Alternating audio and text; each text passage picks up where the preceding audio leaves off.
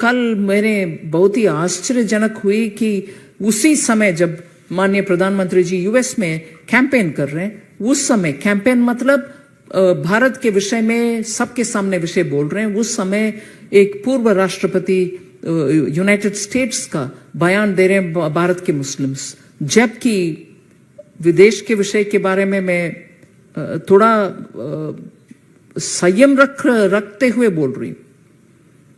United states के विषय में हम अच्छा फ्रेंडशिप चाहते हैं, मगर उधर से भी भारत के रिलीजियस टॉलरेंस के ऊपर एक यूएससीआईआरएफ है, उनके कमेंट्स आ जाता है। राष्ट्रपति जी ने कुछ बातें बोल रहे हैं जहां शायद 6 देशों के खिलाफ, जहां मुस्लिम पॉपुलेशन डोमिनेंट है, बॉम्बिंग हुई उन्हीं के कालों में।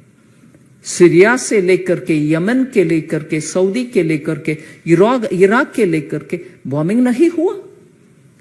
मोर देन 28,000, मेरे पास इतना स्पष्ट डेटा नहीं है, 7 कंट्री के खिलाफ उसी समय झगड़ा, वॉर लाइक सिचुएशन डेवलप हुआ, और more than 26,000 bombs way dropped.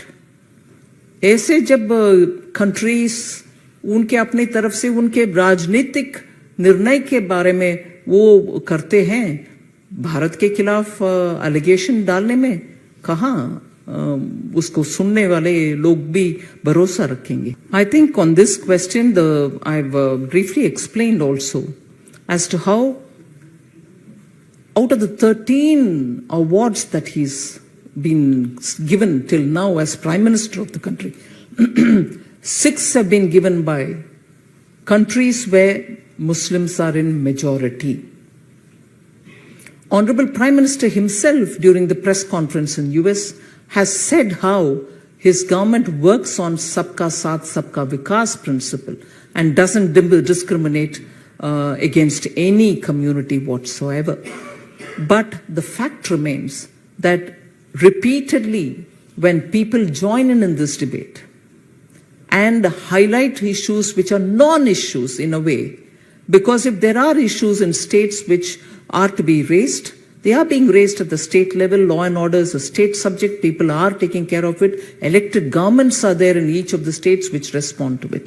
To just allege without basic data in hand just tells us that these are organized campaigns which purposely are being leveled at the doorstep of the Prime Minister.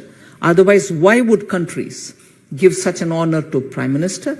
And why would there be a distortion in understanding how India and its minority population, irrespective of which religion they belong to, minority population, are being part of the Indian mainstream? कभी मैं आ रहा था रास्ते में तो मैंने देखा कि मीडिया ने रिपोर्ट किया कि भारत के फाइनेंस मिनिस्टर मोहतरमा ने एक बयान जारी किया और उन्होंने अमेरिका के साबिका सदर बराक ओबामा के उस बयान को तनकीद का निशाना बनाया कि बराक ओबामा ने इतने मुस्लिम ममालिक पर बमबारी की, बराक ओबामा के बयान को कंडेम किया, और साथ में फाइनेंस मिनिस्टर साहबा ने कहा कि भारत के प्रधानमंत्री वजीर आजम को पूरे इंटरनेशनल लेवल पर 13 अवार्ड मिले, तो उसमें से 6 अवार्ड जो उनको मिले वो मुस्लिम ममालिक से मिले, जैसा सऊदी अरब, यूएई, इजिप्ट और शायद नामा याद नहीं आ रहे मेरे को। मैं हमारे मैडम फाइनेंस मिनिस्टर साहबा को बताना चाह रहा हूं, मैडम अमरावती के और हिंदुस्तान के मुसलमान को सऊदी अरब के बादशाह से कोई कनेक्शन नहीं है। अमरावती के मुसलमान को यूएई के बादशाह से कोई रिश्ता नहीं है। इजिप्ट के सिसी से हमको कोई मतलब नहीं है। अब आप एंटी नेशनल बात कर रहे, भारत के 20 करोड़ मुसलमानों को ईरान के मुसलमानों से क्या करना,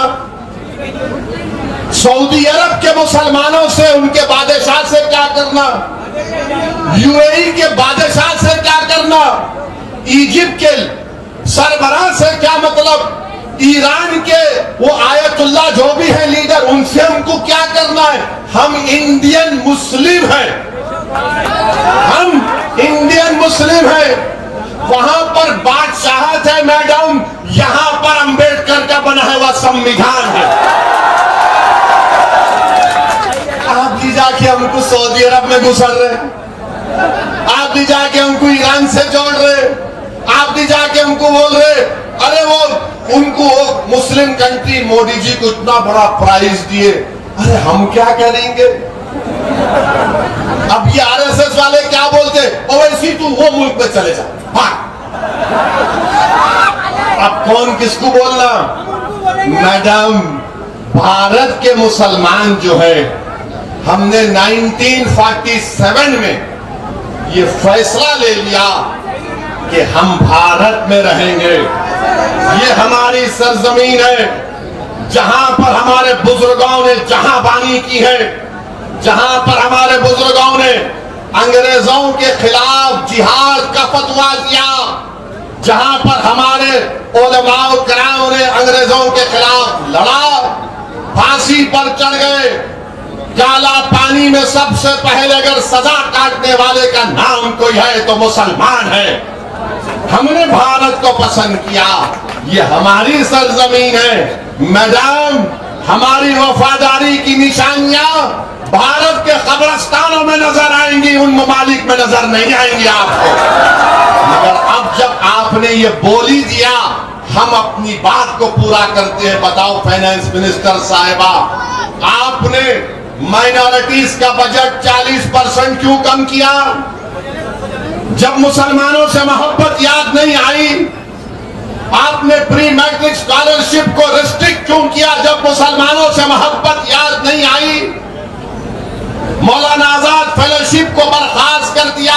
अब मुस्लिम बच्चे, अक़लियतों के बच्चे बच्चियां ना फेलोशिप कर सकेंगे ना पीएचडी कर सकेंगे जब मुसलमानों से मोहब्बत याद नहीं आई। मैडम, मदरसा मॉडर्नाइजेशन स्कीम में आपने 80 करोड़ रुपए कम कर दिए जब मुसलमानों से मोहब्बत याद नहीं आई। फाइनेंस मिनिस्टर साहिबा, आपको ओबामा के बयान पर तकलीफ हो गई। मैडम, ये तो बताओ, लुकमान अंसारी को मारा गया, कुछ तो बोलते मैडम। अफान माजिद अंसारी को मारा गया, मैडम कुछ तो बोलते। अरे मैडम, आप तो महिला है, बिल्किस बानो का रेप करने वालों को आपने छोड़ दिया। कहां गई मुसलमानों से मोहब्बत? बताओ हमको, कहां नहीं? थालियां मारने के लिए नहीं कह रहा हूं, तुम्हारे दिलों को जोड़ने के लिए कह रहा हूं। बताओ, आज मुल्क की फाइनेंस मिनिस्टर कहती है और देश के प्रधानमंत्री आज इजिप्ट की एक मस्जिद में गए। अच्छा दिखा मुझे भी। देश के प्रधानमंत्री, चलिए आप और मैं काशी की मस्जिद में जाते हैं, मैं आपके साथ आने को तैयार हूं। चलिए मोदी जी, हम भी काशी की मस्जिद को जाते हैं।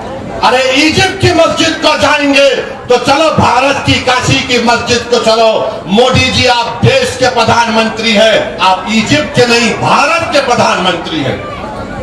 वहां मस्जिद में चले गए तो चलिए काशी की मस्जिद को चलते हैं। और मैडम, आपको मुसलमानों से बड़ी मोहब्बत है ना, बड़ी मोहब्बत है ना, तो ये CAA का कानून आपने मजहब की बुनियाद पर क्यों बनाया?